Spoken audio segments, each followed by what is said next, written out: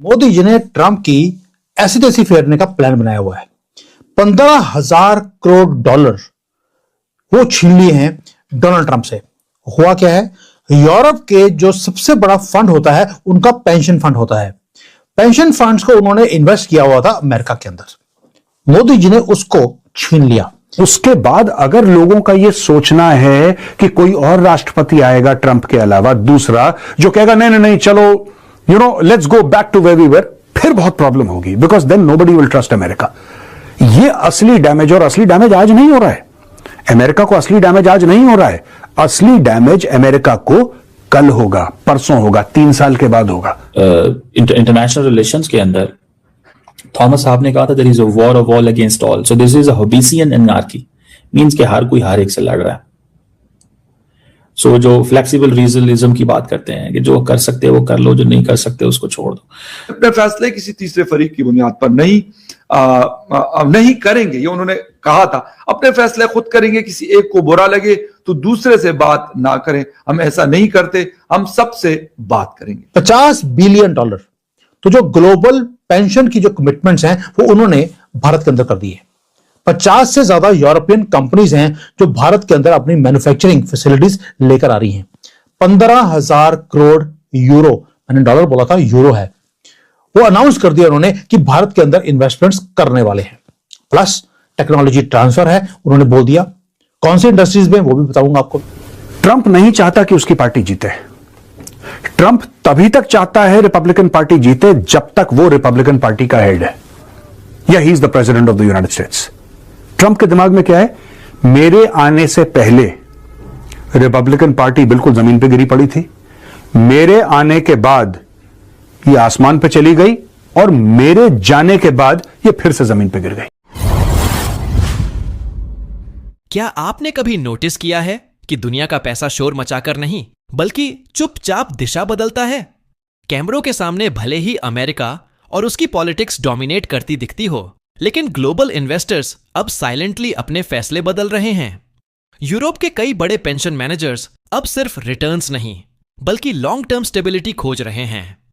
Uncertainty, policy shifts और rising date ने उन्हें सोचने पर मजबूर किया है कि आने वाले 20-30 सालों में उनका पैसा कितना सुरक्षित रहेगा।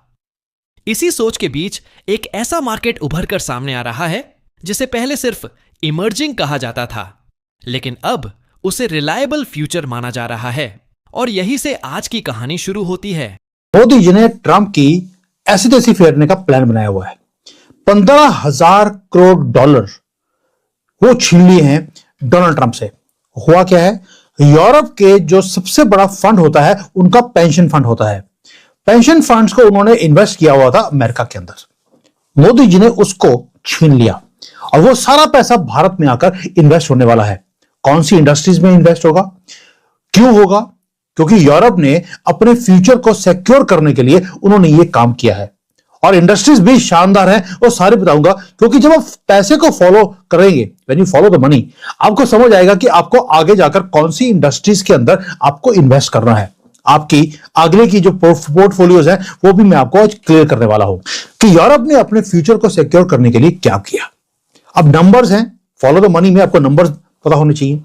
50 बिलियन डॉलर तो जो ग्लोबल पेंशन की जो कमिटमेंट्स हैं वो उन्होंने भारत के अंदर कर दी है।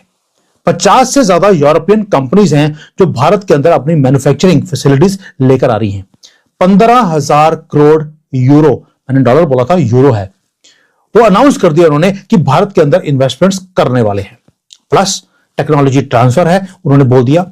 कौन सी इंडस्ट्रीज में वो भी बताऊंगा आपको मैं। और एफटीए साइन हमारे साथ होने वाला है। लास्टली जो अमेरिका की दादागिरी है उससे वो दुखी होकर और वो बाहर निकलने वाले हैं। चलिए अब मैं सारे पॉइंट्स को थोड़ा डीपली आपके सामने रखता हूं। सबसे पहले कंट्री जिन्होंने अनाउंस किया कि वो अपने पेंशन फंड्स को निकाल रहे हैं वो है डेनमार्क। उन्होंने बोल दिया कि जितनी उनकी होल्डिंग्स हैं यूएस ट्रेजरी बॉन्ड्स के अंदर, वो वहां से पैसा निकालकर वो भारत में लेके आएंगे या कहीं और लेके जाएंगे। अब आप बोलेंगे क्योंकि डेनमार्क ओन करता है ग्रीनलैंड को ट्रंप लेने वाला है इसलिए ये काम हो रहा है। आंसर है नॉट एट ऑल। उसका रीजन क्या है? रीजन ये है कि जो अमेरिका के फाइनेंसेस हैं वो बहुत ज्यादा स्केची हैं और इसलिए वो पैसा कहां जा रहा है? चाइना में लेके जा नहीं सकते, अमेरिका में दुखी हैं, यूरोप के पास अपॉर्चुनिटी नहीं है, ना ही वहां पर कोई इंडस्ट्री लग रही है, उनके पास कोई और चारा नहीं था, वो भारत में आ रहे हैं। और ये सिर्फ एक कंट्री नहीं है या एक फंड नहीं है, पूरा का पूरा कॉन्टिनेंट शिफ्ट कर रहा है यूरोप का भारत की तरफ, और ये अभी इस वक्त होना शुरू हो गया। अब ये पहली बात ये था। दूसरा, यूरोपियंस अभी दावोस में जाकर क्या बोलते हैं, हमें ब्रिक्स के साथ थोड़ा सा ब्रिज बनाना पड़ेगा वरना हमारी एग्जिस्टेंस खतरे में आ जाएगी। यानी कि 3 मैसिव चीजें हैं जो कोलाइड कर रही हैं एक टाइम पर, और कोई भी आदमी इस डॉट्स को कनेक्ट नहीं कर रहा। आज आपको मैं सिखाऊंगा डॉट्स कैसे कनेक्ट किए जाते हैं। पहला, जो यूरोपियन यूनियन का पेंशन फंड है वो क्वाइटली एग्जिट करना शुरू हो गया यूएसए की सिक्योरिटी में से। एंड हम कितने अमाउंट की बात कर रहे हैं, यूरोप का जो बिगेस्ट इन्वेस्टमेंट फंड है वो है इनका पेंशन का fund. We are talking of hundreds and hundreds and hundreds of billions of dollars. वो ऑलरेडी उन्होंने शिफ्ट करना शुरू कर दिया है अमेरिका से। रियलाइज्ड कि कहीं ना कहीं पे जो अनार्की है वो नजर आ रही है आपको, लेकिन यू डोंट हैव अ वे कि इसको ठीक कैसे करना है। सो वो जो पीस थ्रू स्ट्रेंथ की बात करते हैं और जो अपनी फॉरेन पॉलिसी जो है उसको जो एक फ्लेक्सिबल रियलिज्म की बात करता है, ठीक है ना जी, फ्लेक्सिबल रियलिज्म।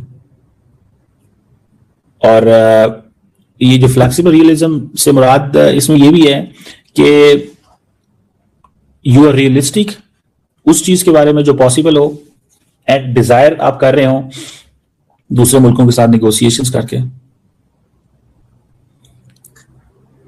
मुझे ये लगता है कि ये एक बड़ी चीज है जो हम कर सकते हैं, ठीक है। बहरहाल अमेरिकन पावर जो है वो रूल ऑफ लॉ में थी, उसके वो सारा कुछ मौजूद था। उसने सॉफ्ट पावर जो थी अपनी एड खत्म कर दी, टेक्नोलॉजिकल डोमिनेंस जो थी सब कुछ उसने वो कंप्लीट खत्म कर दिया सारा कुछ, लेकिन स्टिल अमेरिकन सॉफ्ट पावर और पावर वहां पे मौजूद है, ठीक है ना जी। इसको अमेरिका के अंदर कहा जाता है कि जो अमेरिका की जो फॉरेन पॉलिसी है ना वो पर्सनलिस्ट डिक्टेटरशिप पे यकीन रखती है, डोमेस्टिकली भी एंड इंटरनेशनली भी। और जो अमेरिका के जो लोग हैं वो एक समझ लें कि जो एक हॉबिसियन एनार्की के अंदर है, ठीक है, हॉबिसियन एनार्की। मैंने आपको बताया था ना कि जो क्या नाम है उसका इंटरनेशनल रिलेशंस के अंदर थॉमस साहब ने कहा था there is a war of all against all, so this is a Hobbesian anarchy, means कि हर कोई हर एक से लड़ रहा है। सो जो फ्लेक्सिबल रीजनलिज्म की बात करते हैं कि जो कर सकते वो कर लो, जो नहीं कर सकते उसको छोड़ दो। सो मुझे याद है कि ट्रम्प का जो बेटा है Jared Kushner, son in law Jared Kushner, उसने कहा था कि हम जो है वो pragmatic realism पे यकीन रखते हैं कि it means कि you don't go for the values, you go for the interests. I think that's significant. बहुत जबरदस्त इंटरनेशनल सिस्टम है for those of us जो हम लोग सारे इंटरनेशनल रिलेशंस के स्टूडेंट हैं। असल में ग्लोबल कैपिटल इमोशंस पर नहीं, नंबर्स और प्रिडिक्टेबिलिटी पर चलता है।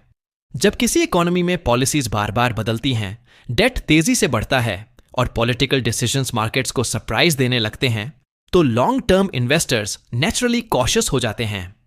पेंशन फंड्स जैसे इन्वेस्टर्स को क्विक प्रॉफिट नहीं चाहिए, उन्हें चाहिए कंसिस्टेंसी, डेमोग्राफिक स्ट्रेंथ और ग्रोथ विजिबिलिटी। यहीं पर इंडिया उनके रेडर पर आता है। भारत की इकोनॉमी कंजम्पशन ड्रिवन है, पॉपुलेशन यंग है और इंफ्रास्ट्रक्चर डेवलपमेंट अब सिर्फ प्लान्स तक सीमित नहीं रह गया। Highways, ports, logistics corridors, renewable energy और डिजिटल पब्लिक इंफ्रास्ट्रक्चर जैसे सेक्टर्स में लगातार इन्वेस्टमेंट हो रहा है, जिससे long term cash flow create होता है। इसके अलावा इंडिया का फाइनेंशियल रेगुलेशन कंपैरेटिवली कंजर्वेटिव है, बैंकिंग सिस्टम स्ट्रेस टेस्ट से गुजर चुका है और पॉलिसी कॉन्टिन्यूटी ने इन्वेस्टर्स का कॉन्फिडेंस बढ़ाया है। यही वजह है कि ग्लोबल फंड्स अब इंडिया को सिर्फ हाई रिटर्न डेस्टिनेशन नहीं बल्कि रिस्क एडजस्टेड स्टेबल ऑप्शन के रूप में देख रहे हैं। यहां रिटर्न्स ओवरनाइट नहीं बनते, लेकिन डेकेड लॉन्ग होराइजन में कंपाउंडिंग काम करती है। यही माइंडसेट पेंशन मनी का होता है, स्लो, स्टेडी और सस्टेनेबल ग्रोथ। इस शिफ्ट का मतलब यह नहीं कि कोई कंट्री कमजोर हो रही है, बल्कि यह दिखाता है कि कैपिटल हमेशा फ्यूचर की तरफ बहता है, न कि हेडलाइंस की तरफ। अगर यह ट्रेंड आगे भी जारी रहता है तो आने वाले सालों में इंडिया सिर्फ मैन्युफैक्चरिंग या आईटी हब नहीं, बल्कि ग्लोबल कैपिटल एलोकेशन मैप का एक सेंट्रल पॉइंट बन सकता है। सवाल यह नहीं है कि पैसा क्यों मूव कर रहा है, असली सवाल यह है क्या हम इस अपॉर्चुनिटी को समझकर उसका सही इस्तेमाल कर पाएंगे।